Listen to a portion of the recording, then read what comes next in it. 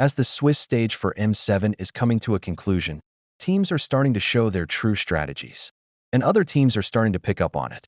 But one team comp specifically is dominating the stage. Let's get into it. The team comp is none other than Fighter Gold Lane, but only if Claude is banned. Fighter Gold Lane will not work if Claude is open, due to his mobility and DPS.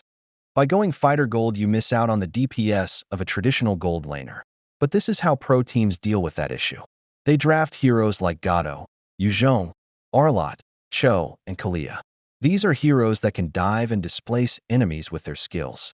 They pair it with a utility mage that can space like Eve, Jushin, or Farsa. These mages are great at zoning enemies while dealing huge amounts of damage. For the gold lane, they opt for tanky heroes that have some sort of damage. That's why Sora is a great option for gold, since the tankier he is, the more damage he does. CC and Esmeralda are also viable choices.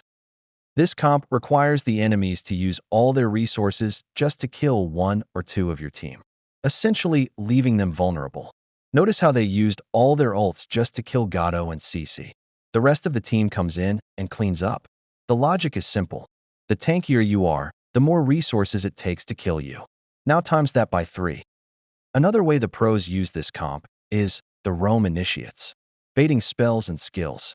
The EXP follows up by diving their backline, taking out the damage dealers or force them to disengage. Meanwhile, your jungler, mage, and gold lane are chomping down the rest of their team. And by the time they get back to the team fight, it's too late. Here's another example. Roam initiates by flanking the enemy marksman. EXP ignores the 3 enemies in front of him and follows up, diving the marksman. The enemies immediately go to protect their marksman. Roam ults, mage ults, EXP ults, gold lane ults. The enemies are stuck in a constant CC chain. Jungler takes the portal and cleans up the team fight. This is the problem with a traditional gold laner. They provide great DPS, but they are a liability in team fights. Only Claude is considered an outlier due to his extreme mobility and good sustain, if paired with the fighter emblem. This is the most dominant comp we've seen so far in M7. Who knows what else these teams have up their sleeves? One thing's for sure. The game has evolved so much since the first M series. Players are so much more technical now.